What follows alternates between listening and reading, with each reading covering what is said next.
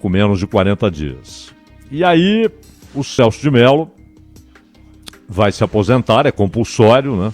Diferentemente dos Estados Unidos. O Brasil copiou o sistema americano. O presidente indica, o Senado aprova, o Senado, como representante dos estados, aprova ou não a indicação do presidente.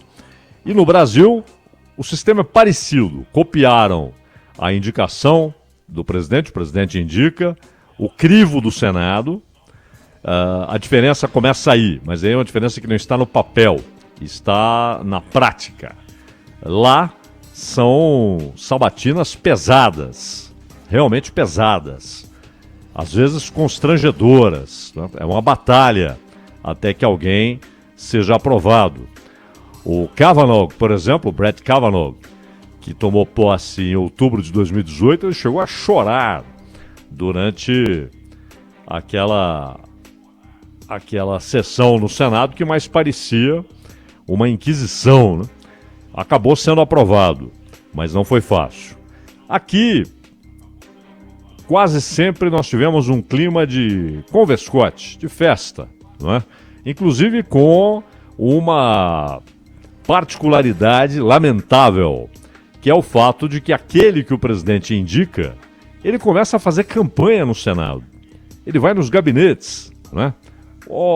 Presidente, indicou meu nome, gostaria que você me apoiasse e tal. Isso não existe. É lamentável.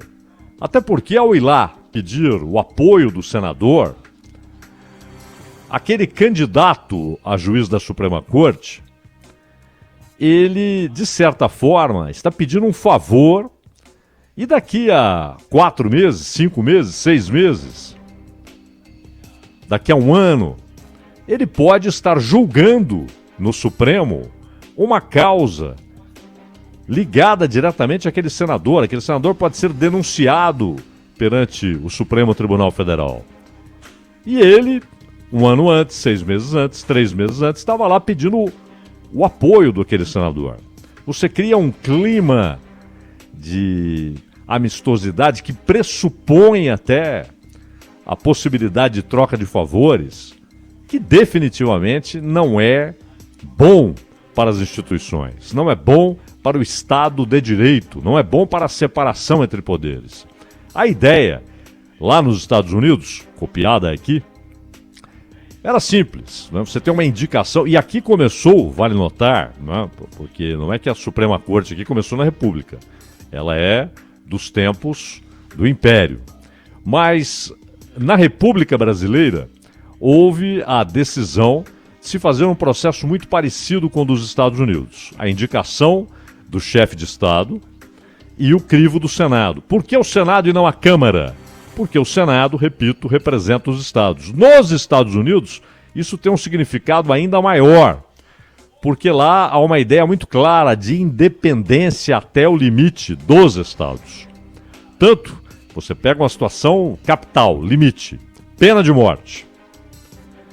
A partir do momento que a Suprema Corte decidiu que a pena de morte não é impedida pelo texto constitucional, ou seja, não há impedimento na Constituição à pena capital, à pena de morte, os estados estão livres para adotarem ou não. Não é uma pena que vale para todo o país, não, cada estado decide.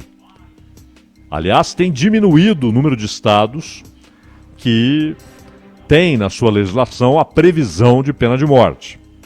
Mas é uma decisão do Estado, do governo local e do parlamento local. Então, faz todo sentido que os estados, representados por seus senadores, se manifestem quando alguém é indicado para a Suprema Corte. Aqui, o princípio federativo está muito mais no papel do que na realidade. Há pouca autonomia dos estados. Inclusive, grande parte da legislação ela é imposta a todo o país. Você não tem nem a menor, a mais remota possibilidade de que aqui, por exemplo, haja esse tipo de divisão. Em determinado estado, tal pena é permitida, em outro não é permitida.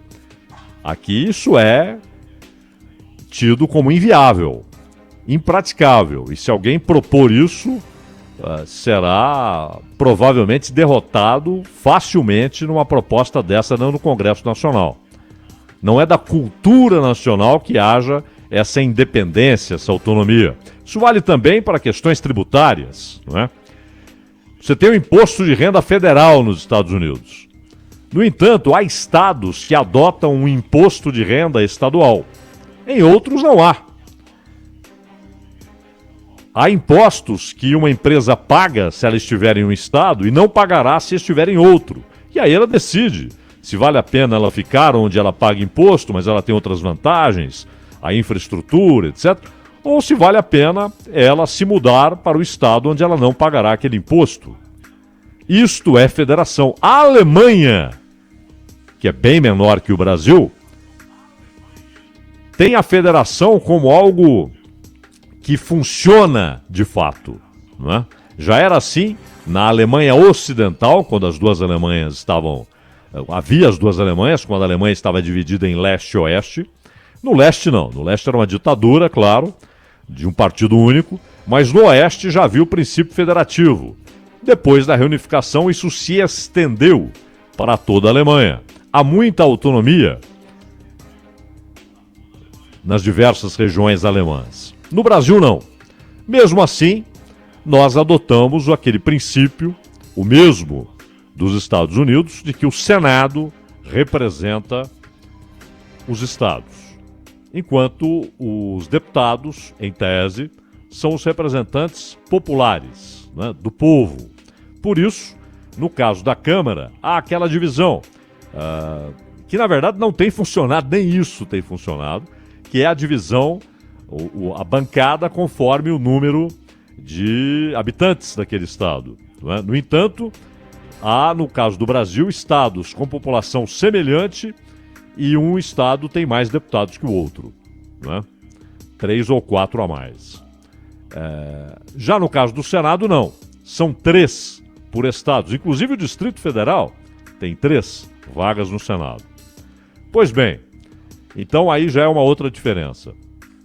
E há mais uma, que é o fato de que nos Estados Unidos o cargo é vitalício.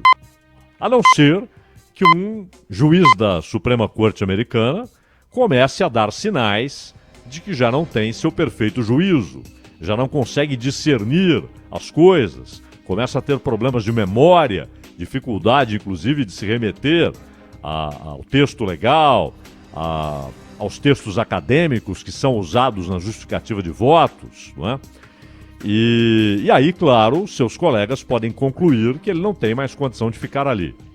Mas o princípio fica até a morte. Ou, se quiser, se aposenta. É óbvio que é um direito se aposentar, não é? Aqui não. Aqui há um limite da idade. E houve uma mudança casuística que aconteceu ainda no governo Dilma Rousseff. A Dilma, no momento em que ela perdeu a sua base de apoio no Congresso Nacional e rapidamente cresceu a ideia de impeachment, alimentada aqui e ali, né, por interesses vários, e também pela sua inabilidade na condução da conversa, da prosa, do contato com o Congresso, perdeu aquela base. E aí havia o seguinte cálculo: Dilma ficaria até o último dia de 2018. E ela então teria, pela legislação anterior, 70 anos. Os juízes se aposentariam. Então, qual foi o cálculo? Dilma vai nomear mais 4. Vai nomear mais 4 ministros do Supremo Tribunal Federal. Né? E aí, então, houve a ideia de que era preciso mudar a lei. E mudaram para 75 anos. Né? Com isso, Celso de Mello, Marco Aurélio, Ricardo Lewandowski e Rosa Weber continuaram, porque senão eles teriam sido substituídos em 2018. E houve a mudança para 75 anos. Nos Estados Unidos, não. É vitalício. E é claro, é óbvio que como a indicação é presidencial, lá como aqui, presume-se que o indicado tem afinidades com as ideias políticas do presidente que o indica. Muitas vezes não. Principalmente no Brasil, depende de uma série de circunstâncias, não é? Às vezes é até para agradar determinado grupo, às vezes para agradar determinado partido, até isso já houve. Escolher alguém para que determinado partido fosse agraciado com aquela escolha, gostasse daquela escolha, não é? Enfim, coisas que infelizmente já se tornaram rotineiras na política brasileira. Nos Estados Unidos, embora haja ali 50, 60 partidos, né, alguns folclóricos, né? Então você tem um Partido Verde, que é um partido até que tenta se organizar cada vez mais, tem um discurso cada vez mais aceito, etc., mas ainda sem estrutura nacional. Você tem Partido Trotskista, Partido Comunista, Partido da Maconha, Partido da Liberdade, Partido disso e daquilo, né? Então são vários partidos, alguns claramente folclóricos, já que há muita facilidade para se fundar um partido. O problema é depois você ter estrutura, recursos, apoio para se expandir por um país tão grande e atender às legislações estaduais, que são diferentes, né? Voltando à ideia da federação, lá um sujeito pode atender às exigências legais de Nova York e ser candidato à presidência em Nova York, mas não ter o seu registro, que foi aceito em Nova York, aceito no Texas, porque no Texas são outras exigências. Então, para valer, você tem dois grandes partidos que conseguem atender essas exigências, democrata e republicano, e, claro, a candidatura independente. Se o cara tem muito dinheiro, ele pode bancar a sua própria candidatura, não pertence a partido nenhum, é um candidato independente. Isso é possível, claro. Aqui não é, aqui tem de ser por um partido. Mas morreu Ruth Bader Ginsburg. Aliás, a história é conhecida, né? Nem precisamos chover no molhado aqui.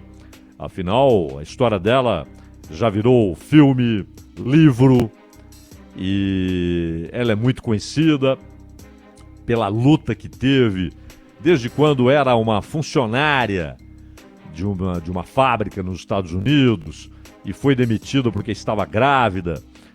Na segunda gravidez, ela inclusive esconde a gravidez para que não fosse demitida, até o momento em que já não era possível esconder, não é?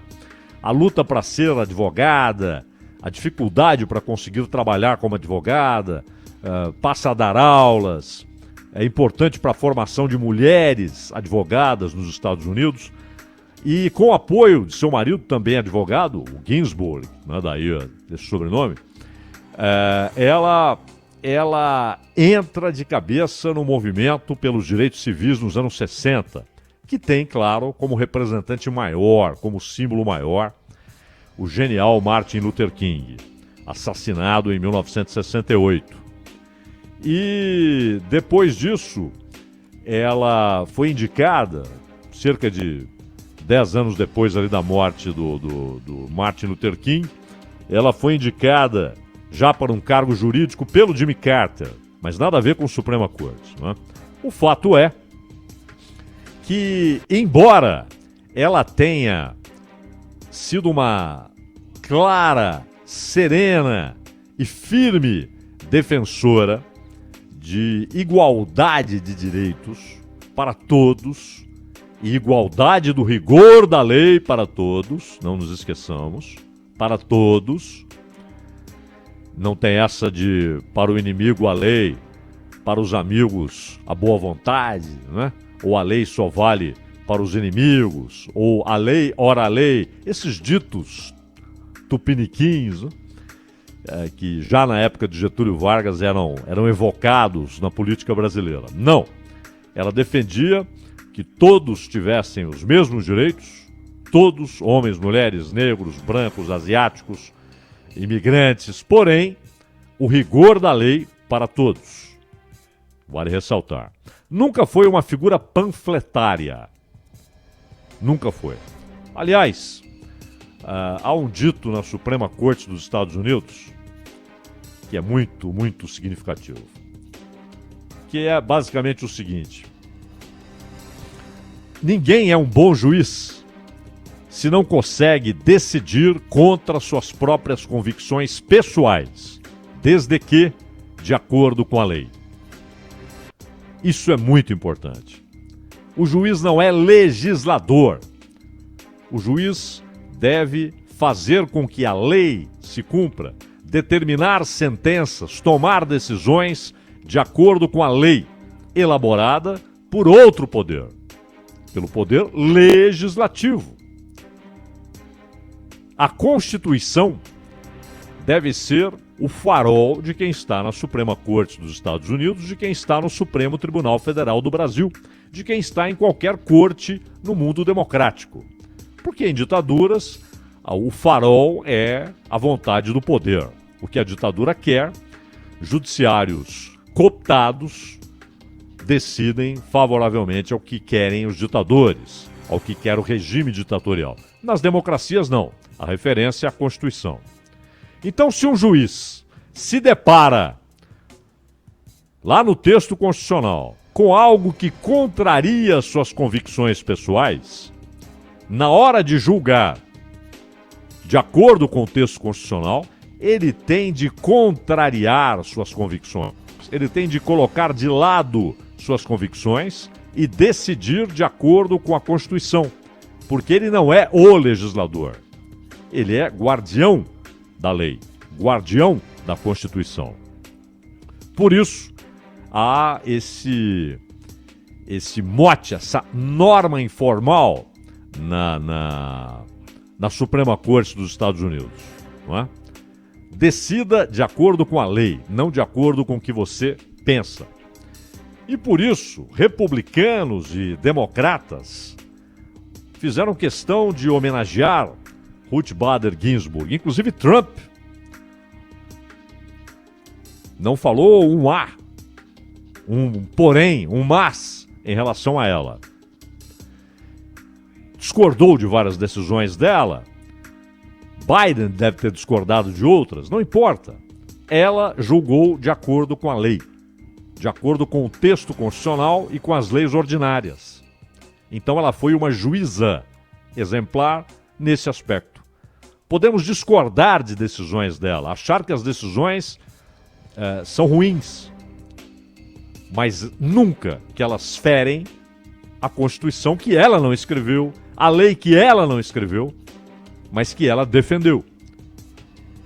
E quando você pega, aliás, os integrantes da Suprema Corte, desde o John Roberts, o Clarence Thomas, que foi indicado pelo Bush e é o único negro hoje na Suprema Corte, foi indicado pelo Bush pai, Stephen Breyer, Samuel Alito, Sônia Sotomayor, foi indicada pelo Obama, Elena Kagan, também indicada pelo Obama, Gorsuch, pelo Trump, Kavanaugh, o mais recente, pelo Trump, todos vêm do judiciário. Todos vêm, ou são juízes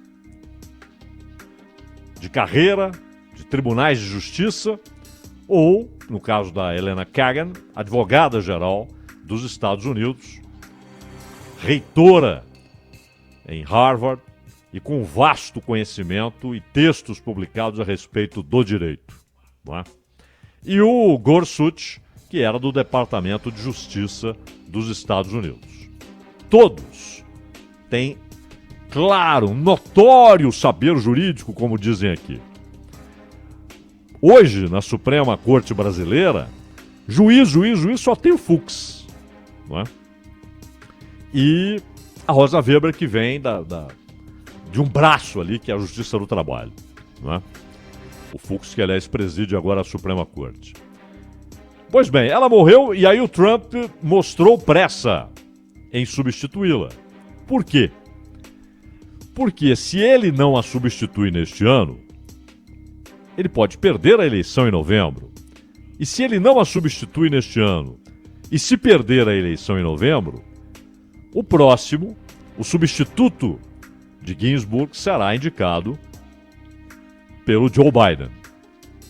Então a pressa do Donald Trump é indicar e fazer passar pelo Senado o nome da sucessora. E por que eu estou dizendo sucessora? Porque ele já deu sinais de que será uma mulher a indicada. Trump deu esses sinais de que vai indicar uma mulher para o lugar da Ginsburg. Agora, é interessante notar que a vaga aberta por Ruth Bader Ginsburg, em outros tempos, não haveria nem discussão. Todo mundo esperaria ali o presidente indicar, podia indicar agora, podia indicar depois, o Senado poderia aprovar mais rapidamente ou demorar um pouco mais. Às vezes demora, geralmente, mais de 2 meses, às vezes chega a quase 3 meses para que o Senado dê o seu aval. Eles investigam, vão a fundo, fazem sabatinas pesadas, né? Por que a pressa do Trump? Por isso, porque se ele perde a eleição, hoje, numa divisão simplória dos 8 que restaram, há 5 conservadores para 3 progressistas, dizendo assim. Era 5-4 com a Ginsburg listada entre os progressistas. Porém, vale notar que várias vezes os tidos como conservadores votaram contra posições, por exemplo, do governo Trump. E também ocorreu de chamados, listados como progressistas, votarem contra posições do governo Obama. Porque votaram de acordo com a lei e não de acordo com o que pensam. Isso é importante. Mas há pressa. Em outros tempos, ninguém discutiria se caberia ao Trump indicar ou não. Até porque ele não tem 3 anos de mandato, ele tem 4. O mandato dele vai até pouco adiante de metade de janeiro de 2021. Vocês se lembram, ele tomou posse no dia 20 de janeiro de 2017. Então, até 20 de janeiro de 2021, está lá Donald Trump com todo o direito de indicar alguém para a Suprema Corte quando um juiz falece ou se aposenta. Porém, em 2016, houve discussão semelhante. Uma vaga foi aberta. E aí, quem era o presidente? Barack Obama. E a disputa eleitoral, Hillary Clinton e Donald Trump. Obama indicou um nome. E aí os republicanos conseguiram evitar que aquele nome fosse aceito, usando o argumento realmente inusitado de que o próximo presidente que deveria indicar.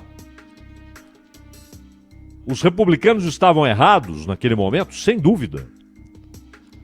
Porque o mandato do Obama era de 4 anos, como é o do Trump.